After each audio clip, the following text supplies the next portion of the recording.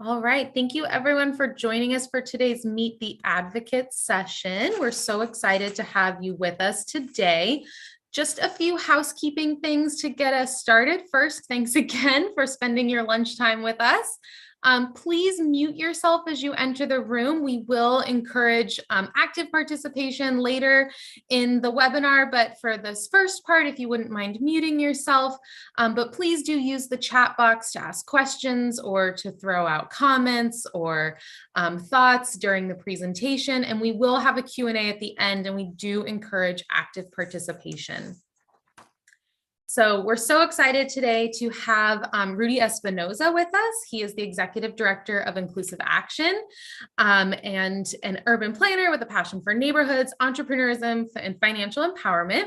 Rudy specializes in designing and managing place-based initiatives, identifying profitable investment opportunities in low-income communities, building private nonprofit partnerships, and training the working poor to participate in the socioeconomic revitalization of their neighborhoods. Rudy holds a master's degree in urban planning from UCLA and a Bachelor of Science in Business Administration. Thanks so much for joining us today, Rudy. We're also super excited to have Western Center's Christopher Sanchez with us. Christopher is on Western Center's public benefits and access to justice teams and focuses on CalFresh and other nutrition issues, including federal advocacy. He also works on consumer issues and government policies that lead to debt and poverty, or hopefully don't lead to debt and poverty, but and Christopher has previously worked for the Coalition for Humane Immigrant Rights, and prior to that for Assembly members in Sacramento. So thank you so much, Chris, for spending your lunchtime with us. And lastly, we also have Abraham Zavala, who is Western Center's Outreach and Advocacy Associate.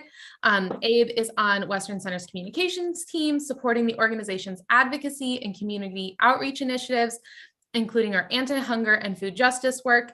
He was born and raised in East Los Angeles and grew up in an immigrant family where community activism was centered. So Abe received his BA in history from UC Berkeley and was a US history teacher in South Central Los Angeles, among other things, before joining Western Center. So Abe, thank you also for joining us today, and go ahead and take it away. Hi, everyone. I'm really glad that we're all here, gathered today to talk about something super important happening in California. I really just want to set the tone that, these two beautiful people here sharing their advocacy work, Chris and Rudy, one of the many advocates doing a lot of great work in street vending across California. And I think it's just important to know, right, the climate which vendors are currently operating. If you're following on social media, right, what's trending, right, or in the news, there's all these like stories that we're hearing, right, of vendors who are being impacted by so many topics, whether it's like, violence, right, their ability to vend in the state, although vending has been legalized to some extent and hasn't, right? And I think today we'll hear that from, these two advocates who have been at the front lines working with vendors and hearing their stories and their struggles, right, of trying to have, their occupation, their profession, to gain permits and actually, develop as an entrepreneur. There's so much to say, but I'm really glad that both Chris and Rudy are here today, just to share, right, what's happening on the front lines. And we want to take a very brief overview, right? There's so much to say for sure, but we'll dive into how did the coalition come about, right? That'll be the first question we'll kind of tackle, moving into why it's important right now in the moment to mobilize and push these policies up and forward. And then we'll end with hearing from them, right? Like what are the next steps? How can we get involved as well? So if Rudy and Chris are ready, right? Like the first question we would like to know, just, give us a little bit of how the coalition began. Who is the California Street Vending Coalition? Looks like I kick it off. Chris is telepathically telling me to kick it off, so I'm here. Hey, everybody, great to be here. Man, you know what? We've been having a ton of meetings over the last year on this bill. And so what you should know is the California Street Vendor Campaign is a mighty coalition that's trying to advance some important policy that's supporting street food vendors in California. And I guess we'll tell you a little bit about what their challenges are. But what we've been telling a lot of the folks, anybody that'll listen, including you all here, is that we've been working together for a really long time. The coalition has been working together in some form for the last 10 years to support micro entrepreneurs in low-income neighborhoods in LA, but throughout California. All the partners that are part of the campaign recognize that there's some entrepreneurs in our communities that are not treated in an honorable way. In fact, they're criminalized. They're getting their equipment confiscated, and these are our street food vendors. And so the California Street Vendor Campaign is sort of the next evolution of all the coalition work we've been doing over the last decade to support street vendors. And this coalition is focused on supporting street food vendors and looking at the California Retail Food Code. What do you think about that, Chris? No, and I think that's a great story, and I think one thing to let our folks know that are watching is how Western Center got involved. And this is a little bit newer of an issue for Western Center, but it's an issue that once we got into the weeds of it and really learned more about it, it was a no-brainer for us. Western Center is newer to the street vending advocacy and to the California street vending campaign. But what we pride ourselves on is that what we try to do is also find community organizations that might not have a Sacramento capacity, but need that presence, that are working on issues related to building wealth for folks, racial justice, and ensuring that folks that are experiencing poverty are able to be uplifted from that. So once I heard Rudy was doing some advocacy, I reached out and said, hey, let's partner and let's come together and let's build this coalition to have a great Sacramento presence and move this bill through the process so we can bring justice for these folks. I gotta ask something though, Chris, because I met you even before you were at the Western Center. I want to give the proper shout outs. I know Abraham from a different life too. Everybody, even I'm sure folks here on the call, we've been all working together in many different ways, even if we change jobs.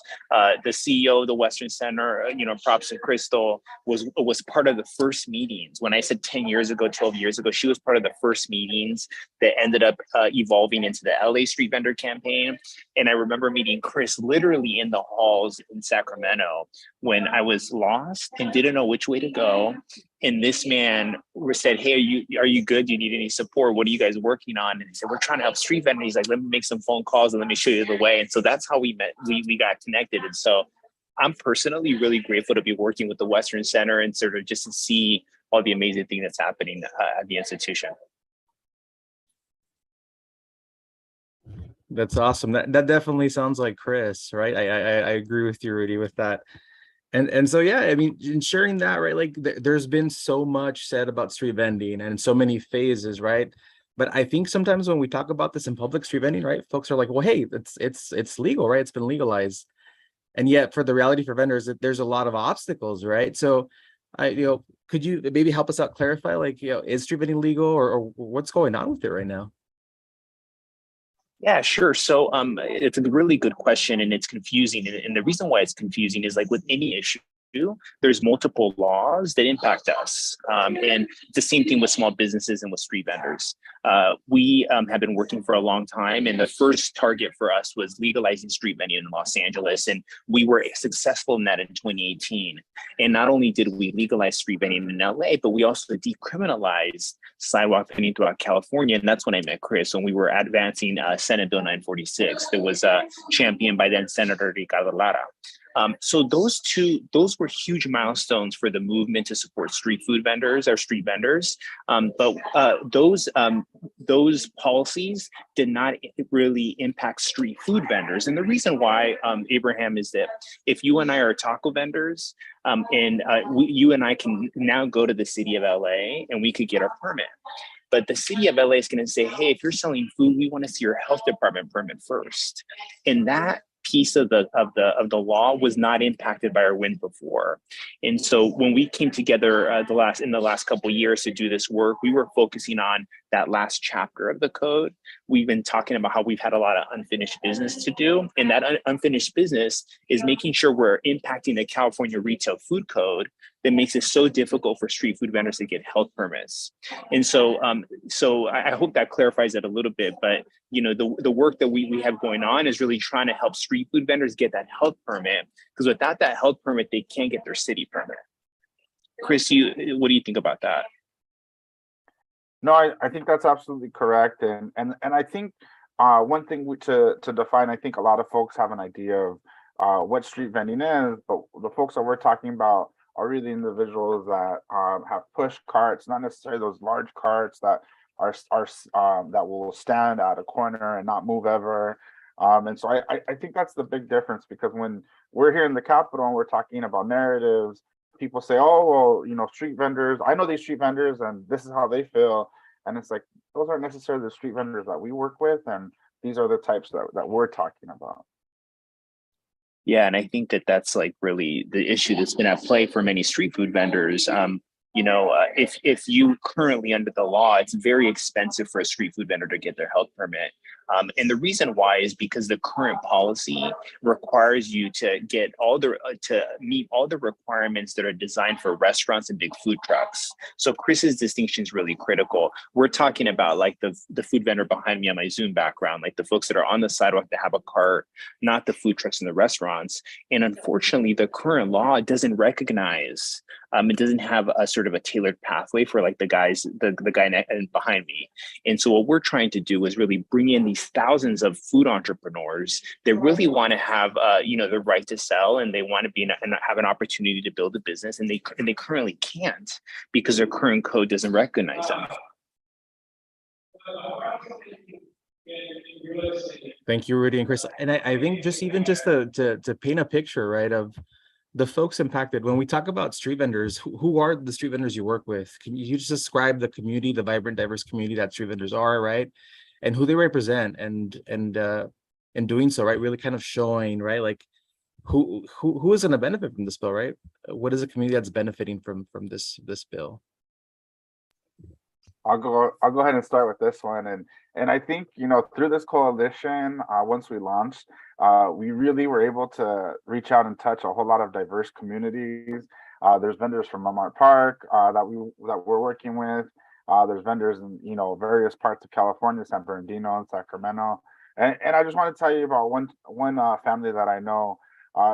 It's a street vendors that are here in Sacramento, and they have a son who vends with them, and they put him through school, and this is one way that they're able to put their son through school, or assist helping them go through school. And today, because of what his family has gone through, he's turned going from school to trying to become an advocate and really get into the space to bring justice for our folks. So I think these are everyday families that are our neighbors, and that we work with every day, and that one family I know about just really resonates, because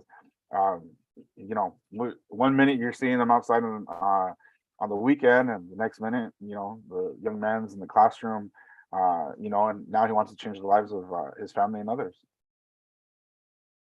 The only thing I'll add to that, Chris, is that we at Inclusive Action, we're a nonprofit community development financial institution. We're CDFI, so we do advocacy work, but we're also a lender. I'm actually in Chicago right now at a lending workshop, and so we work with various street vendors and helping them get the loans that they need. And I got to tell you all that, man, these folks are so inspirational and so ambitious. Many of them have amazing dreams for their businesses and their families, but their communities. Like they need to start at the street cart level because that's what they can afford.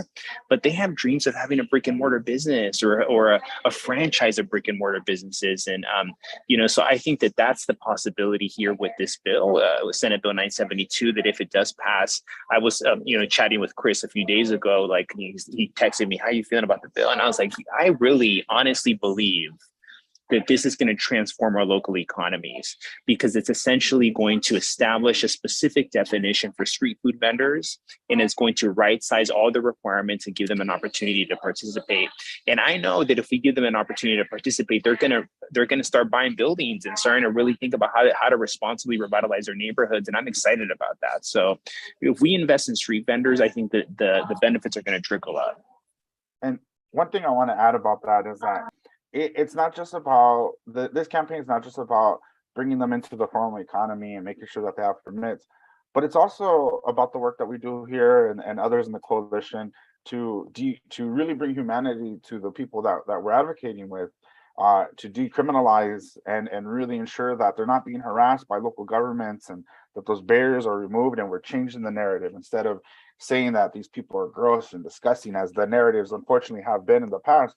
We're changing to be like, they've been here, they're a fabric of California. Street vendors are not leaving, because we're going to ensure that alongside them, we're advocating for a pathway for food permits, so that they're inclusive, and it's a different approach that the government's going to take with them versus trying to criminalize them, which has been the unfortunate reality that they're living with today.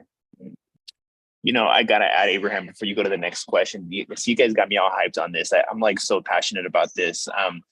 But the other cool thing I want to tell you all is that we also believe that street vendors are policymakers too. And so, if you go to the website, I just put it in the chat, you see the mighty coalition of folks that are behind this.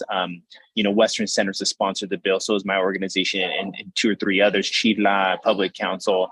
But this is being led by street vendors. And so there's a weekly meeting of street vendors that convene and talk about all the latest amendments and the language, and and Chris is there to sort of demystify what the policy, the policy channels are, and like who we need to sort of win over. But the vendors are leading, and that's also something that's an important lesson for all policies, is we need to make sure that we're censoring those that are the most impacted. Yeah, no, I agree. And I think I've seen it firsthand. And when I've like popped into the meetings, right, and seen folks, right, leading these meetings and really, having a voice in the process. So that's definitely something that's visible with the campaign. I wanted to dive a little bit deeper too into something that oftentimes isn't really, talked about with street vending, right, and how it contributes to responding to food insecurity, right, and to access for healthy and fresh foods. In a world where, oftentimes, me personally growing up in LA, right, there's a McDonald's in every corner. You have corporatized foods, right? And the idea of food insecurity is a constant in our communities, and just the idea of food access to healthy, fresh foods. How do you all feel that, street vending connects to this sort of access? So as one of the food advocates, like this is like it absolutely creates a lot of food justice for multiple reasons. And I know when you think about a street vendor, you're thinking about the bacon wrap hot dog that you're getting outside of Dodger Stadium, everyone's favorite stadium, or maybe outside the Golden One Arena here in Sacramento. But in reality, when you go to places like Yuba, California, or Palm Springs, or Fresno, and other parts of California, San Bernardino, sure, families may get produce.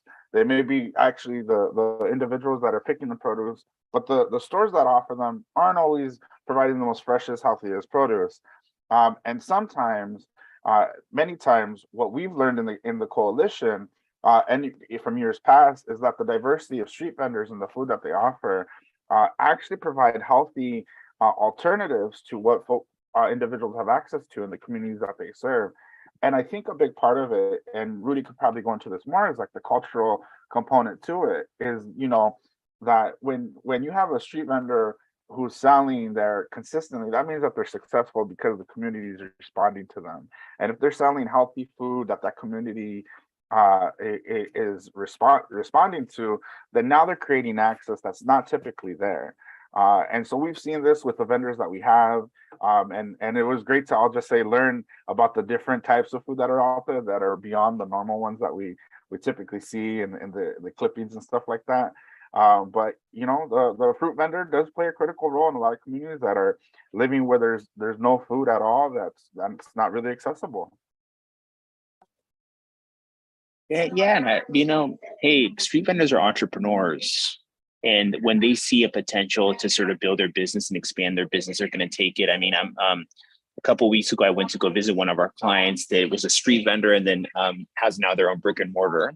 And so this is like the progression of what that we see in our communities. And I'm vegetarian, y'all. So like I went in, it's a taco spot. They got a lot of meat options. And as soon as I walked in, they're like, "What's up, Rudy? Like, we got you. We got the veggie option for you now," So I think that there's just like, I've never found a street vendor that is not interested And if they were not already selling healthy food, that they were not. I never found anyone that was closed off to it. And that's also something that we've seen in other spaces have been involved in, about how do we incentivize that. And I think that's also the promise here, is that let's create the enabling environment for a thriving street food economy, but and let's make sure that we're also providing incentives to all the entrepreneurs that do want to make sure to address the food deserts in our cities.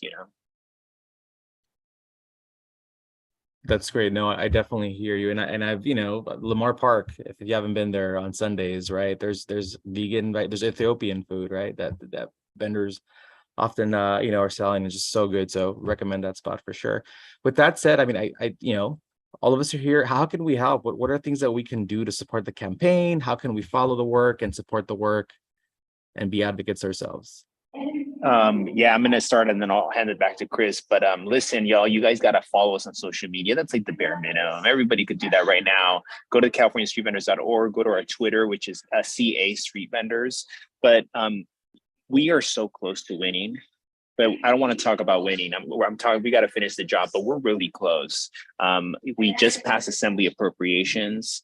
And then it's, there's one small step that's going to go to the Senate, and then it's in the governor. And so the next 30 days is so critical. We're really going to need everyone throughout California making phone calls, submitting letters of support from your organization or your business, and letting the Assembly and the Senate and the governor, letting them know how important this is, and we're really close, but we really got to make sure that we're protecting some of the measures within the bill that sort of protect vendors and give them an opportunity.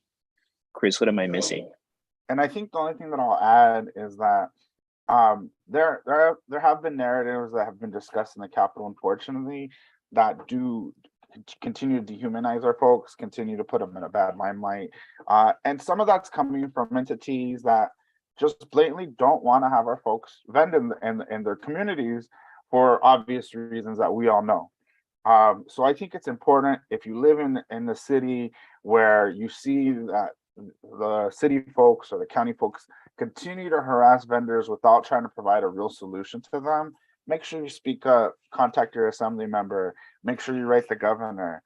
And I will say, I think it's important, as folks should know, there are entities that have, stronger relationships with the governor, and they might get in his ear. But I think it's important that the governor needs to know, once we send this bill to his desk, that it's important we really bring street vendors in a full, complete circle where we could 100% decriminalize them. So I think you just, please keep updated with our campaign. Follow us on our social medias, on Instagram and Twitter at CA Street Vendors.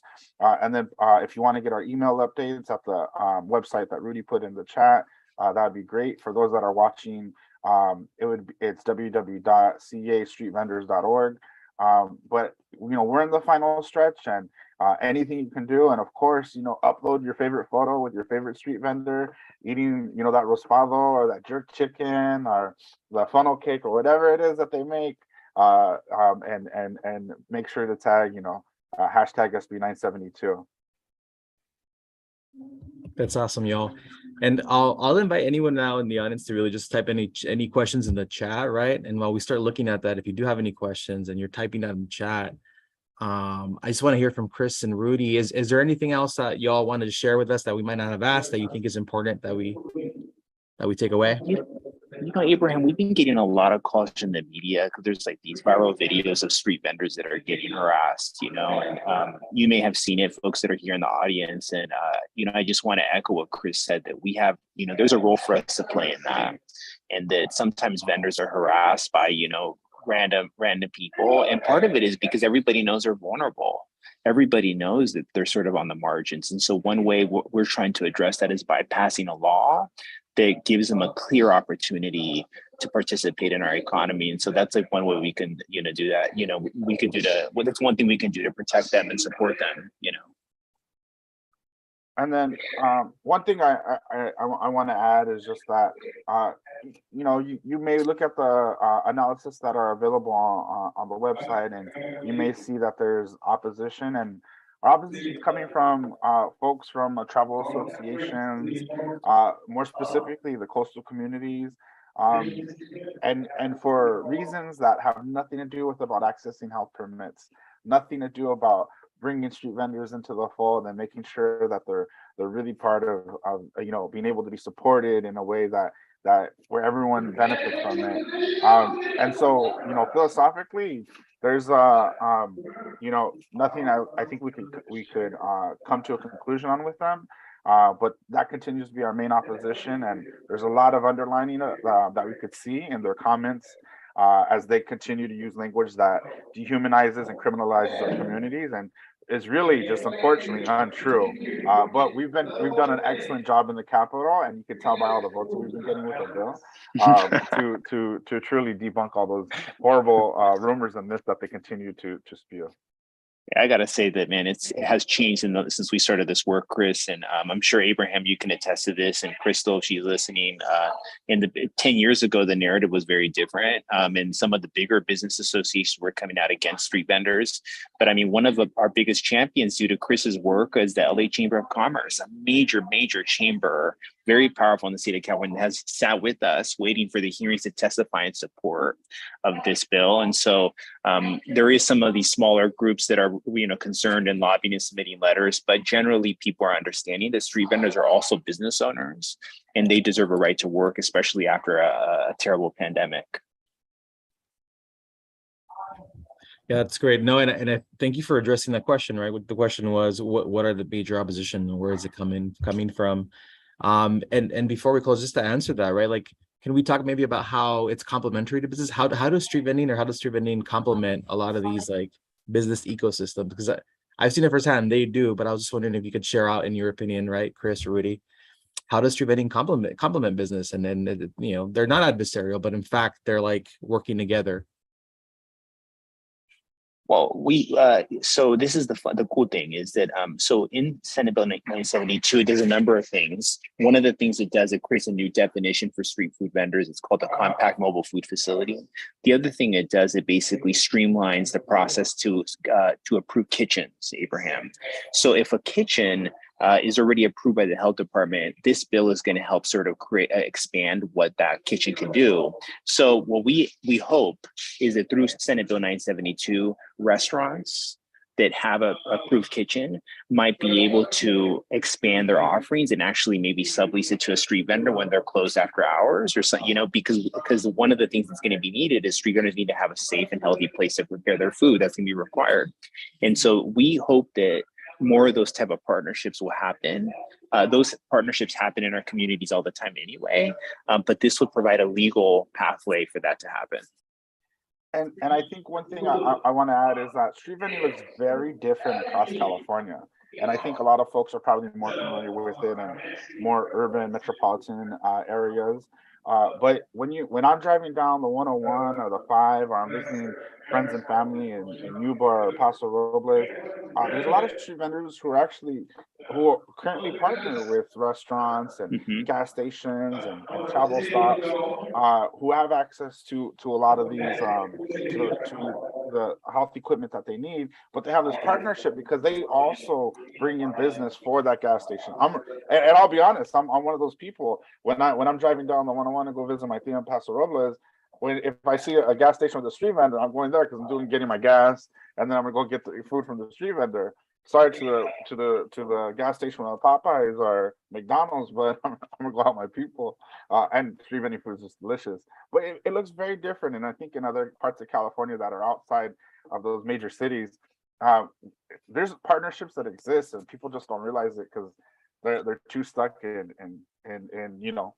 not looking where there's already partnerships. That's awesome, y'all. I really appreciate yours time, right? Like, make sure to follow California Street Vending Coalition or campaign on Instagram, on Twitter. You could find it there. The link to the site is in the chat, californiastreetvendors.org. Thank y'all. Rudy, Chris, y'all have been amazing. Thank you so much for your work.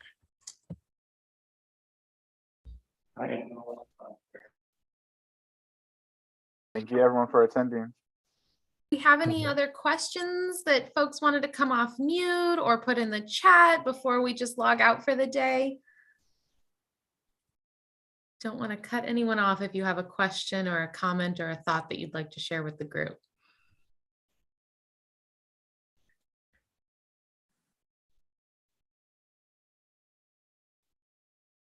I see your hand, David, but I can't hear you.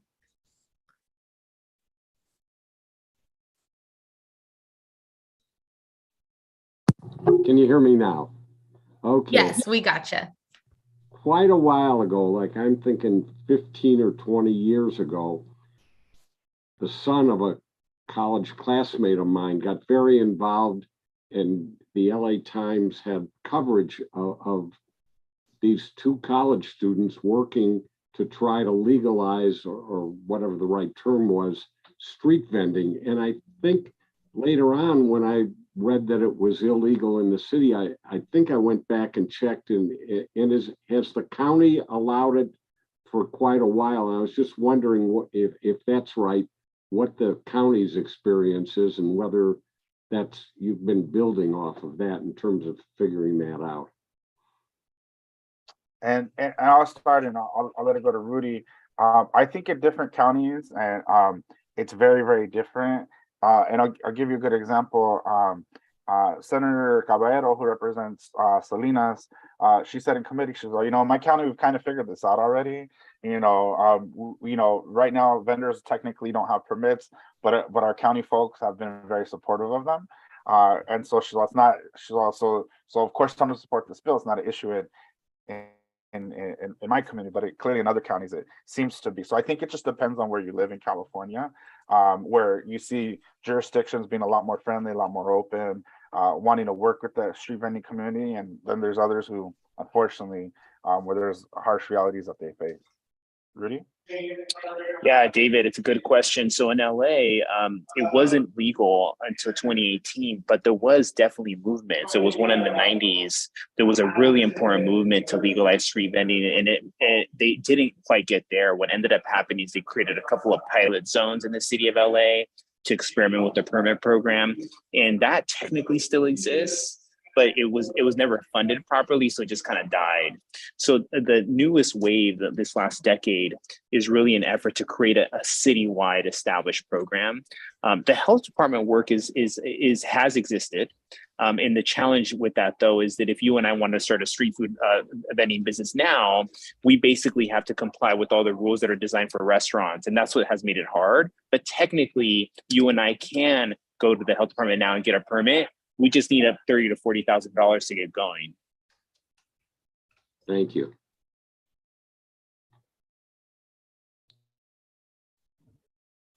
Thank you. And I think Vanessa, you have your hand up as well.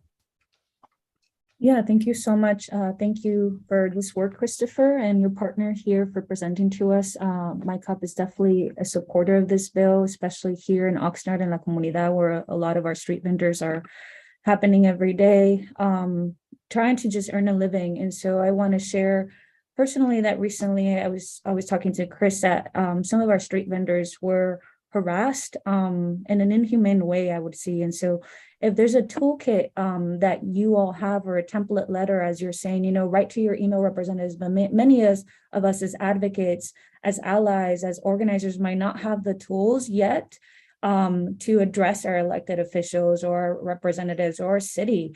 So if you have anything like that in support of street vending that we can utilize, I have a video right now that my mother just sent me where folks are still, it's not enabled for me to screen share, but for you to see that it is still our local police department that is not doing their best effort to actually ask, hey, do you have that health permit, or do you have everything? Instead, there's a quick assumption without letting people take their own comida back or instruments. And so from what I hear is that things were thrown away or pushed. And I've seen this since I was a kid. I would see eloteros carts be thrown physically. I'm a child. I'm at 10 years old here in La Colonia, and it still continues to happen. And so this harassment is inhumane. People are trying to earn a living, as we've been saying, and it's still happening every day. So just want to thank you for the work that you're leveraging and that we're definitely in support of. So thank you again. And thanks, Vanessa, for sharing that. And We unfortunately we've been seeing a lot of these things across the state, and we'll absolutely follow up in an email with everyone who registered to make sure that you have all the toolkits available that we've already made, and template letters to make sure that you all can support the bill as well. Vanessa, thank you for what you're doing. What you're sharing though is also really important for all of us to understand. All of us are here, I assume, because we care about each other and care about community and are seeking justice. And we want to pass Senate Bill 972, but it's certainly not the end of this work. It's our communities face layers of obstacles, and I think that what we need to do is really think of it for the long term. This is a marathon. This is a long, beautiful struggle. And I think after this work is done, hopefully, Chris, if we are successful this year, it's going to be about how is it implemented locally? How are we training law enforcement to understand how this law impacts them and how they should be honoring our communities? How are we providing capital to folks that now can apply for things but may not have the resources saved up? There's so many things. And I think that, to avoid us getting overwhelmed, we just really have to stick together and collaborate and share resources, just like you're inviting us to, Vanessa. Thank you. That's great, y'all. Thank you for joining us once again. Thank you for your time, Chris. Thank you, Rudy, for your time. Thank you, everyone here, for your time and convening with us. So once again, feel free to follow us. Click on that Instagram link, click on Twitter, follow us through Vendor Campaign. Thank you for joining us.